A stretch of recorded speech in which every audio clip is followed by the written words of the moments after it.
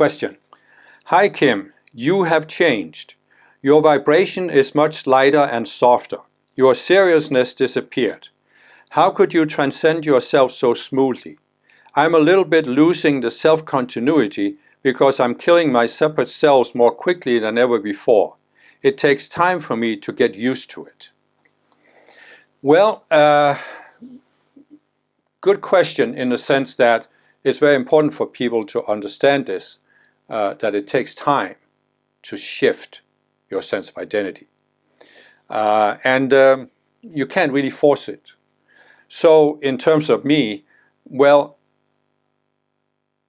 I don't know how many people really tune into this, but what I have been doing with these YouTube videos is actually fairly unique in the spiritual realm because, or in the realm of spiritual teachings, because I don't claim to have any authority. I don't set myself up as saying I'm enlightened or I've reached some ultimate state of consciousness. I'm presenting myself, I'm a spiritual student walking the path. I have been on the path for a long time, I've had a lot of experiences, I've worked with the Ascended Masters and so forth and so on, but I'm not claiming to be in an ultimate state of consciousness. And that's why when you look at the year and a half or so that I've been doing these YouTube videos, I wasn't in a completely resolved state when I started doing these videos. And I actually started doing them because I realized it was time for me to put myself out more publicly. And it was partly, of course, to help other people, but it was also for my own growth. Because I have a whole playlist where I talk about avatars who came to Earth to hold a spiritual balance and help Earth grow spiritually. And most spiritual people are avatars. And the one thing we have to deal with is that after we came to Earth, we were put down by the fallen beings and we received this trauma. And the trauma very much relates to what we are here to do, and it made us feel rejected, that nobody wants us here, nobody wants to listen to us. Many, many spiritual people I met have this. So I had been working on this for quite some time. But I knew that by doing these videos, I would force myself to take it up a notch, because I knew that I would have to look at people's reactions, their comments, and I would have to get to a point where I could look at whatever comment people have, be completely non-attached. Not have a reaction to it, trying to defend myself or feeling, oh, they're rejecting me, or they should be able to see what I'm saying, or whatever. You know, I needed to come to a point where I had no reaction whatsoever. And this gradually started happening. And so what you probably see that lighter and softer is just because I gradually overcame this feeling that I had to react a certain way, or that people shouldn't say certain things, or they should say other things. I mean, the need to be validated, to be accepted, I had to overcome that. And so the questioner is saying, how could you transcend yourself so smoothly? Well, you have to realize that I've been on a spiritual path since 1976. But in 1991, I realized fully that the essence of the spiritual path is the resolution of psychology. And I went into various kinds of therapy. So since 1991, I've been working more intensely than most people do on resolving my psychology. And I've also come to see that overcoming all attachments is the key to spiritual growth. So I worked with this for a long time. And back in 1911, the Ascended Masters gave some teaching through me about these internal spirits we have. So for a while I was working on that. And then in 2017, they took it up a notch by instead of internal spirits, they now call them the subconscious selves. And so since 2017, I've been working on that. So that means that I have gradually built a momentum. So when I see something in myself, it's easier for me to overcome it. And it's more smooth for me to overcome it because I don't have the resistance in me to overcoming it that I had, for example, 20 or 30 years ago. And this, I'm saying this, of course, because this is something that everybody can cultivate. And I know many people who have been on a spiritual path for a long time who have also cultivated that.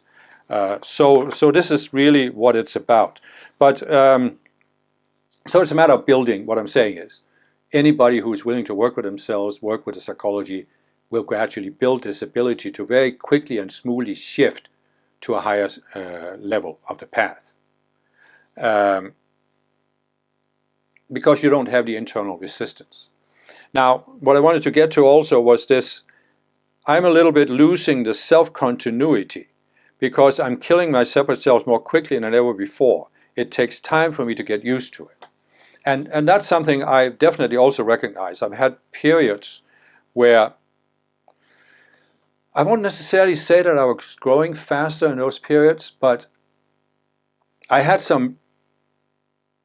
suddenly saw some of these subconscious selves that were like at a deeper level, at a more fundamental level of how I see myself and how I see the world. And I very quickly let go of some of them. And what can happen is that you let go of so many selves that the way you look at yourself and the way you look at the world shifts so quickly. It's like your old way of looking at yourself and the world dies. Your old sense of identity fades away. And for a time you have a certain vacuum, because it's like there isn't something new emerging. And it's very important to be aware of that mechanism on the path. It doesn't mean there's anything wrong there, but it can feel uncomfortable for a while, because it's like you feel like you're in a no man's land. And I think that's actually why some of these non-dual people feel like they're in a state of no self, because the old sense of self has died. But they haven't yet had the emergence of a new sense of self. But my experience has been over the years, because I've gone through this several times, that over time, and sometimes it doesn't take that long, and other times it takes months, a new sense of self emerges that is at a higher level. And really, when you get to the higher levels of the path, what starts to happen is that instead of a new sense of self emerging, you actually tune in to the individuality in your I Am Presence. And therefore, it's not really that a new self emerges here at the level of the outer mind. It's that you tune in to the individuality in your I Am Presence, and this becomes your new sense of self. And this, I think this is also part of what the person is observing, that my vibration has become lighter and softer. Because the I Am Presence is not in this world. And the I Am Presence doesn't feel threatened by anything in this world, and therefore your seriousness has disappeared.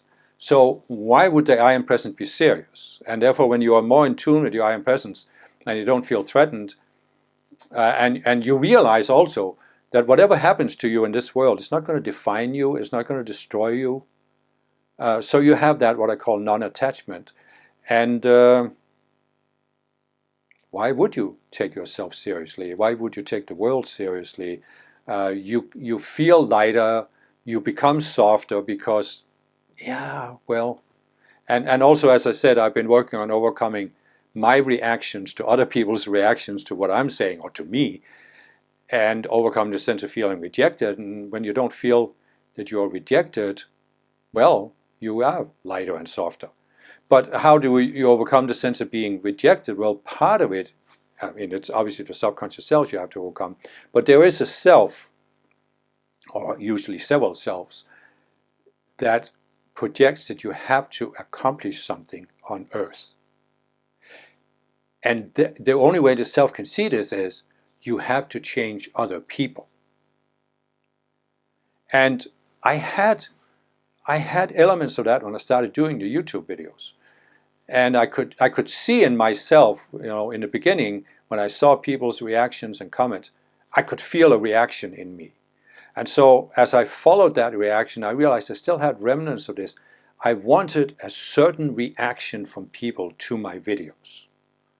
And when I worked on that, and this took, several months, gradually it just faded away. And now I enjoy doing the videos because I enjoy expressing myself, and I enjoy taking my experience from the spiritual path, the many years I've been on the spiritual path, and condensing it in a way that hopefully helps others. And so, why be serious about it? It doesn't really matter how people react to it. Obviously, it's a joy to me when people write a positive comment and say they've been helped by it. I have so many comments now where people say, oh, this was exactly what I was looking for. This was exactly what I needed right now. And that's always fun to see that synchronicity.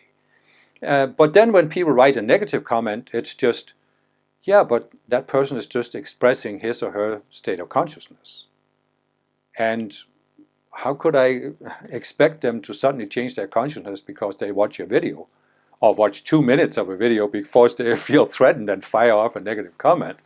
A lot of times these negative comments, people haven't even watched the whole video. Sometimes they haven't even watched anything, they just comment on the title. So you kind of just gradually learn to not react to it.